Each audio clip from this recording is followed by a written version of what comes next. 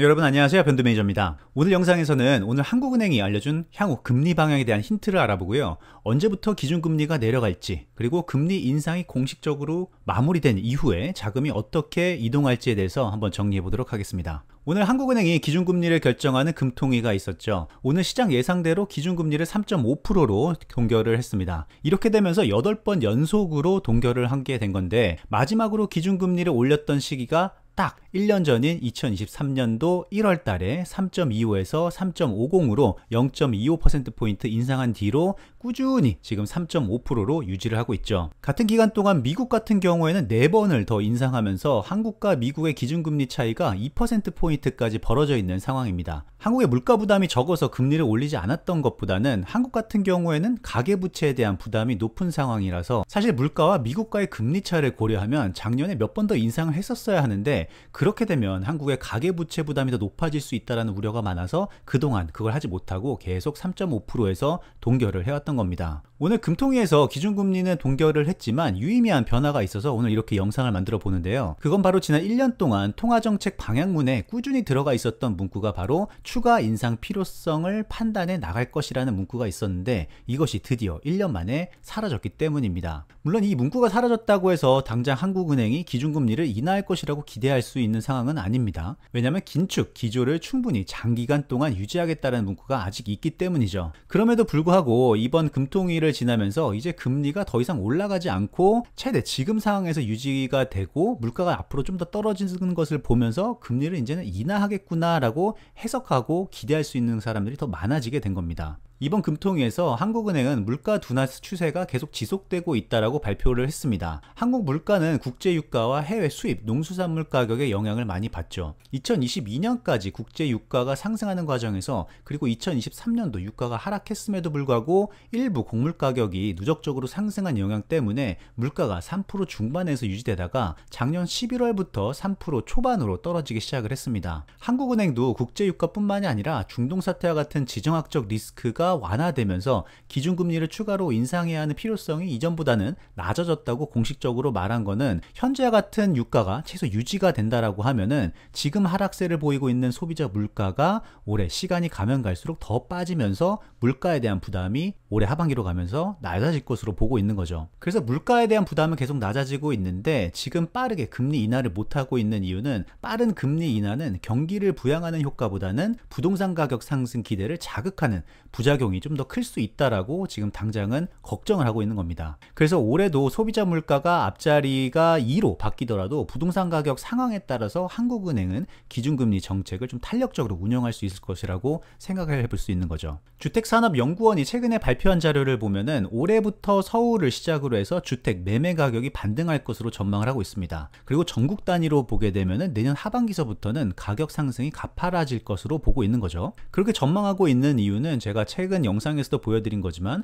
올해서부터 부동산 가격에 영향을 주는 주요 요인들 중에서 상승 요인들이 하락 요인보다 좀 더 많이 있다라고 보고 있기 때문입니다. 수급, 즉 수요와 공급 측면에서 볼 때도 그렇지만, 금융 요인에서 주담대 평균 금리가 작년 대비해서 올해 하락할 것으로 보고 있는데, 물론 이건 이제 대출 규제 때문에 레버리지를 땡기고 싶어도 그렇게 하기 힘든 상황이기는 하지만, 주담대 부담이 낮아지는 것 자체만으로도 부동산 가격에는 긍정적인 거죠. 그런데 한국은행이 이제 기준금리를 더 이상 올리지 않을 것이다 라고 말했기 때문에 현재 수준의 금리가 맥스라고 생각이 되고 이제는 하락할 일만 남았다라고 생각해 보면 부동산 가격에는 긍정적인 영향을 줄 수 있을 것이라고 생각해 볼 수 있는 거죠. 최근 온라인에서 주택담보대출 대환대출 서비스가 시작이 되면서 어떤 서비스들은 서버가 부족할 정도로 많은 분들이 더 낮은 금리로 갈아타기 위해서 막 방법을 찾고 있죠. 지금까지 금리를 알아보고 다른 은행으로 갈아타려면은 온라인에서 조금 평균적으로 알아보고 은행 창구에 전화를 해서 아니면 찾아가서 대충 금리를 알아보거나 했었어야 되는데, 이게 온라인에서 서비스가 되게 되니까 쉽게 은행별로 알아보고 더 낮은 은행으로 쉽게 이제 갈아탈 수 있게 되는 상황이 된 거죠. 금리 인상도 이제 끝난 끝난 것으로 보이고, 물론 당분간 현재 수준의 금리는 유지되겠지만 이런 대환대출 서비스들이 나오게 되면서 주택 보유자들의 대출 부담도 지난 2년과 비교해보면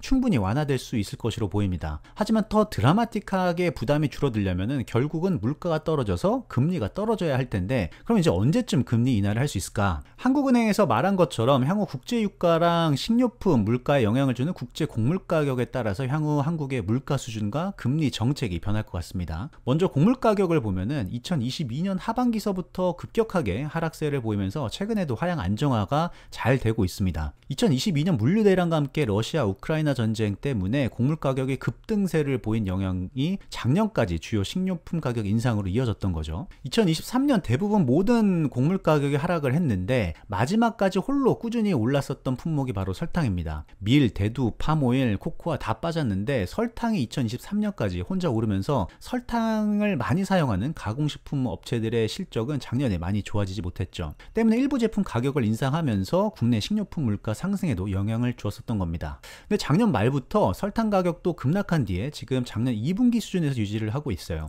올해 남미에서 설탕 작황이 좋다라는 소식이 올해 설탕 수급에 작년보다 개선될 것이라는 분석이 있었죠. 그렇게 되면 설탕 수출을 제한하고 있었던 인도 같은 경우에도 설탕 수출 제한을 완화할 수 있을 것이라는 기대감이 반영이 되면서 설탕 가격이 최근에 많이 하락한 겁니다. 올해 설탕 작황이 좋다라고 하면은 설탕 가격도 하향 안정화가 될 것이고, 그렇다면은 국내 식료품 물가에도 긍정적인 효과를 줄 수 있겠죠. 그렇다면 이제 중요한 거는 국제 유가가 어떻게 되는지가 중요하겠죠. 국제 유가의 향후 방향에 따라서 한국의 물가 그리고 한국은행의 기준금리 변화를 생각해 볼 수 있을 것 같은데요. 한국은행이 언급한 것처럼 중동 지역의 지정학적 리스크는 작년보다도 낮아진 상황이긴 합니다. 물론 이게 이제 어떤 다른 이슈로 확산될지는 좀 더 봐야 되긴 하겠지만 일단 현재 상황으로 봐서는 지정학적 리스크는 좀 낮아진 상황이다. 이 차트를 보시면 아시겠지만 유가는 지금 매우 중요한 기술적 지지선이자 심리적 지지선인 70불 초반대를 유지를 하고 있습니다. 만약 유가가 70불을 깨고 내려간다면 한국뿐만 아니라 전 세계 물가 하락에 더 도움은 주긴 하겠지만 오펙 국가들이 유가를 더 높게 유지하려는 노력, 예를 들면 지금 올 3월까지 연장한 감산 결정이 더 추가적으로 연장될 수 있는 이런 것들도 나올 수 있는 가능성을 생각을 해봐야 되겠죠.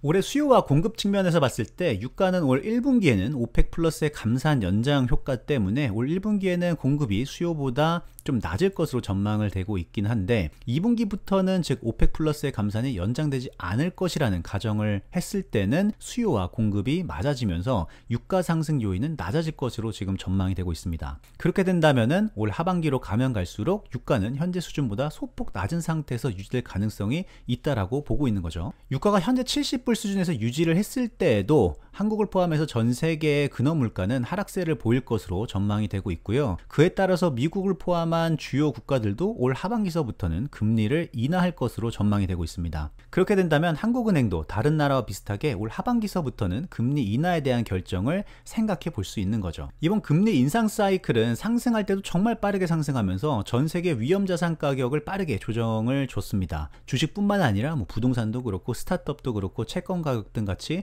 엄청 빠르게 반영을 했었죠. 이제 올 하반기서부터 금리 인하가 시작된다라고 하면은 주식을 포함해서 전반적인 위험자산 가격에는 긍정적인 효과를 가져올 겁니다. 기본 밸류에이션을 할 때 사용하는 할인율이 낮아지는 효과도 있고, 기업들 같은 경우에는 사업을 할 때 조달 비용이 낮아지는 효과 때문이죠. 개인들도 레버러지를 땡길 때 부담이 낮아지는 거겠죠. 금리가 하락할 때 어떤 주식을 선택해야 되는지에 대한 기준과 퀀트 스크리닝을 한 거는 제가 작년 12월 26일에 올려드린 이 영상을 한번 참고해 보시면 좋을 것 같고요. 최근 몇 년간 금리도 상승을 했고 또 은행들이 자금 조달 경쟁을 하면서 적금 상품만 가입만 해도 많게는 연 5% 가까운 수익을 낼 수 있었죠. 그래서 무위험 자산에 돈을 묶어놔도 5% 가깝게 나오다 보니까 굳이 원금이 까일 수 있는 리스크가 있는 주식에 투자할 수요는 많이 없었던 겁니다. 그래서 코로나 시기 때 주식하겠다고 쏠렸었던 투자 예탁금이 지난 2년간 빠져서 은행 예금으로 들어갔었던 거죠. 코로나 이후에 예탁금이 70조 원까지 갔다가 가장 많이 빠졌을 때는 46조 근처까지 빠졌다가 최근에는 조금 반등을 보이고 있는 겁니다. 아직은 금리 하락이 본격화되지 않았고 경기 회복에 대한 신뢰가 지금 낮은 상황이기 때문에 아직 많이 안 들어왔지만 올 하반기서부터 금리 하락도 시작이 되고 한국 경제도 더 회복세를 보인다라고 하면